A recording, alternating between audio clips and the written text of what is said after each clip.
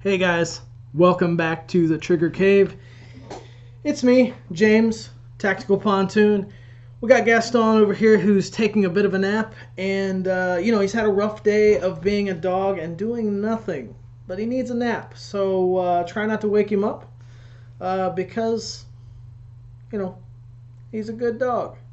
Not very good at making triggers. And speaking of triggers, it has been busy.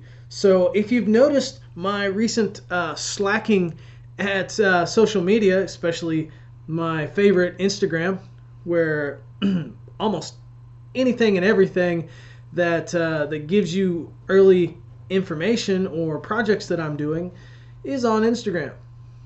So follow me. There will be a link down below. So really, what are we here to talk about tonight? Well, obviously triggers, because that's what we do. That's what I do. He just kind of lays over there and does nothing.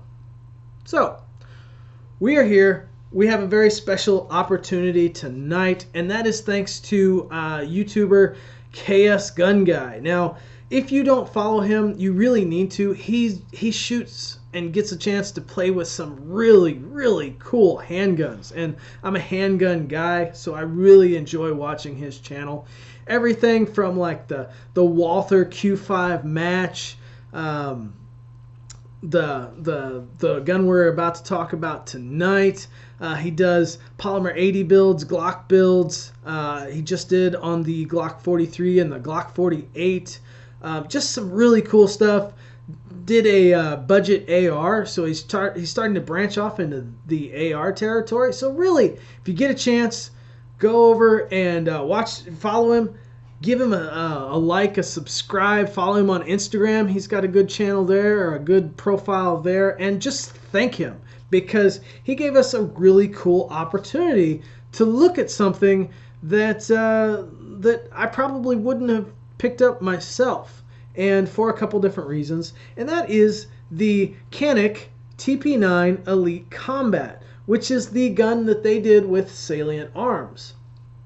And I have to say, when this thing first came out and I had a chance to dry fire it and hold it, I was really excited, because before this gun, I had a list of my top favorite striker fired triggers. The first one being the CZP-10C. Now, right out of the box, that is an excellent trigger, and I really miss mine. So hopefully here soon I'll have it back together and I can start playing with it, making it even better. But it's been away for a little while between custom slide cut and now some custom Cerakote.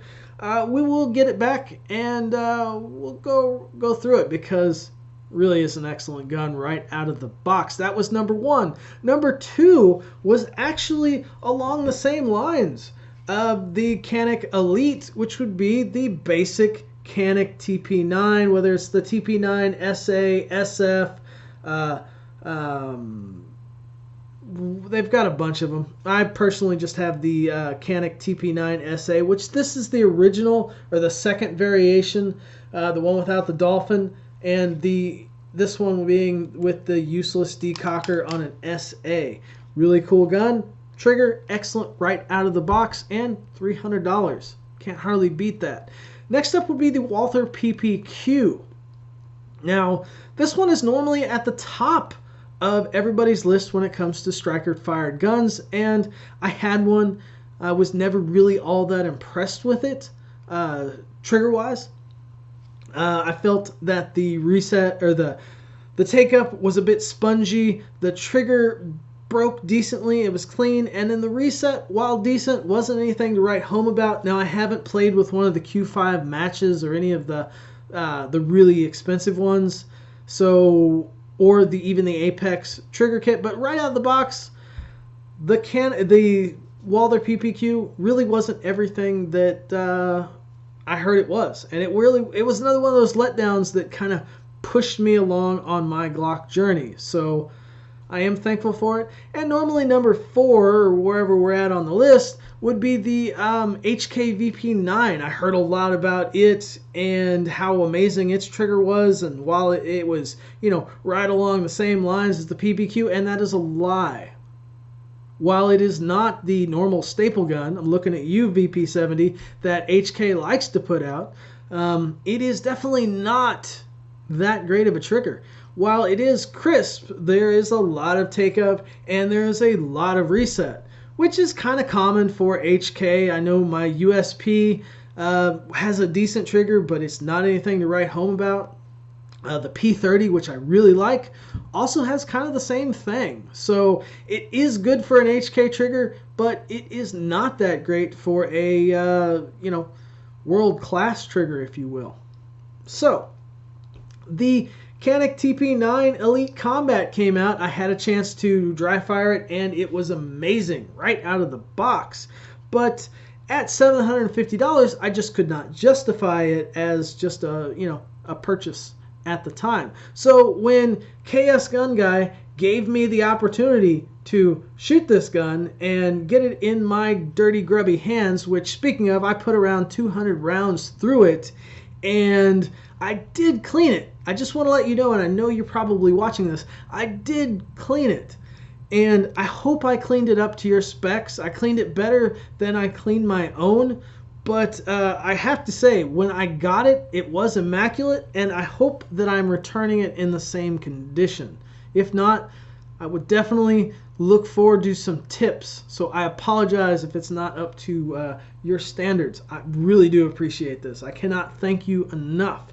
And so this gun for $750 does seem like a lot in comparison to this gun broker deal I got for like right around $300 when all was said and done.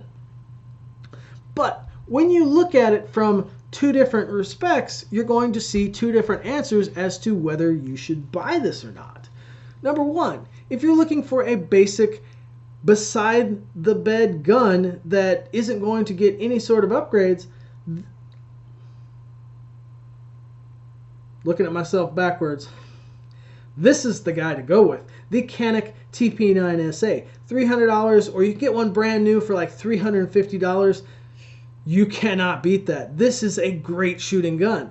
And while this one, when I shot it, I was more accurate, I wasn't that much more accurate. And if you really, really squinted, I looked like my groupings were from a marksman. But they really weren't, because most people don't squint. Unless it's really, there's a lot of sunshine out. But most of you guys are under snow. Let's get back to topic. I did not shoot that much better with the Elite Combat. However, trigger-wise, this is superior, but maybe not as much as I initially thought. And let's talk about that in a moment. Because when we look at the second aspect of whether or not you should buy this, you got to look at what this comes with. Now, for starters, at $750, you got to look at this comes with a Salient Arms barrel. Now, a Salient Arms barrel in the Glock world normally runs $250 to $350, depending on if you can even get a hold of one. So you add that to the $300 price list, and you're $100 away. Then you got to look at the sights. These are Salient sights. These sights, really excellent. They shot really well, and you're probably looking at at least $100 to $125 sights. Then you add this magwell, which is just a really nice piece. It doesn't stick out very far. It's what I would consider more of a carry magwell than a competition magwell, and it's really beautiful. You're probably looking at another $100 to $125. Knowing Salient's prices, you've got an extended mag release. Then really to kind of cap it off, at least in my book, that would be the trigger. Now, I don't know that Salient claims this trigger as being theirs, but it is a work of art in many ways. Probably the biggest thing that I noticed is you'll notice that the safety tab or the safety blade is literally the entire face of the trigger, and then the trigger body are these little blades on the outside that kind of guide it, if you will. And so you're pushing on the trigger safety, and it's wide, it's flat, and it feels really good. It's a comfortable, flat trigger shoe. Unlike, maybe, say, for example, like a Glock, where they're less than 1/4 of an inch wide, you're looking at like 3/8 of an inch, so it's really comfortable. It feels really good. So I have to give them props for that. So all of a sudden, that $750 looks like a damn good deal, and I can't blame them. This is really a cool idea, because some of these parts you probably can't get for, let's say, your Canik Elite or the Canik SF. You're not going to be able to get, like, for example, this magwell or this trigger on its own. So $750 for, you know, a Gucci Glock style Canik, which I don't have any room to speak because most of my Glocks have things sticking off the side and above and beyond. So my $450 to $500 Glock now is, I've got more into it than this $750 Canik. So not really one to speak. So all of a sudden, this does look like a really good deal for what you get. And that's really what I wanted to look at when I was shooting this gun. Now, let's talk about that trigger. It is my number 1 out of the box trigger. And this is now my number 3. But how much difference is number 1 from number 3? So let's start with number 3. Now, you've noticed, because of contrast, that and the fact that you have eyeballs, that there is tape on the trigger guard. And you'll notice that there's 4 lines. There should only be 3, but I made a mistake. And being that it was a pen, I couldn't erase it, and I was too lazy to put another piece of tape. So bear with me, if you will. Let's start out. You look at the first line. That is where the trigger starts at. Then it comes back to the second line at the wall. And then the fourth line, the third line is a mistake, is where it breaks. And then it goes back from the fourth line to the second line as it's reset. What are those dimensions? Those dimensions, in take-up, you have 1/4 of an inch. Not too bad. It looks like a fair amount of take-up. And then at the reset is right at 200 thousandths of an inch. These numbers are not bad. Like I said, this trigger is my number 3, and it shoots really well. You will really enjoy shooting this. But when we come back to the Elite Combat, you've got 3 lines here, as it should be. And you've got the first one, it goes back to the second one, and then the third one where it breaks.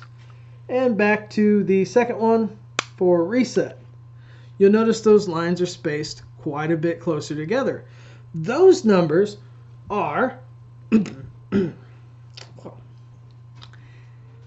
a take-up of 0.175 and a reset of 1/8 of an inch, or 0.125. So in the reset area, you're looking at 75 thousandths difference, which is a fair piece. That is a fair distance of difference in travel. And then with that flat shoe, it does feel even better. So it is a better trigger. It's not an amazingly better trigger, but it is a better trigger. Feel-wise, they actually feel really similar. I wouldn't say that this one's gritty, and I wouldn't say that this one's finer. I would say that this one's just a hair lighter, but not by much. So just from a trigger standpoint, they're pretty close. They're better than a Glock, without a doubt. And this one is amazing, but there is better out there. And I know a guy.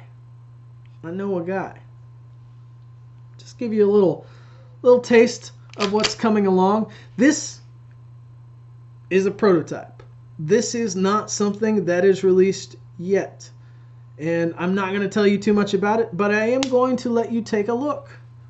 You will notice there is only 2 lines. You will see this trigger, and we'll reset it. this trigger is right at the wall. There is no take-up. There's a little bit of wiggle due to the fact that this is a polymer gun and there's a little bit of play inside the system, but it is right there. It breaks.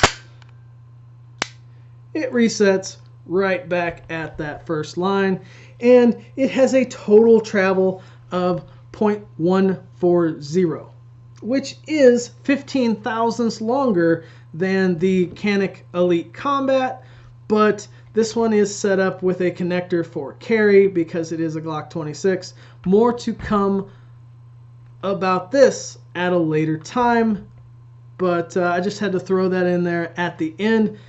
Again, big thanks to KS Gun Guy for getting a chance to look at this guy, get a chance to shoot it and enjoy it.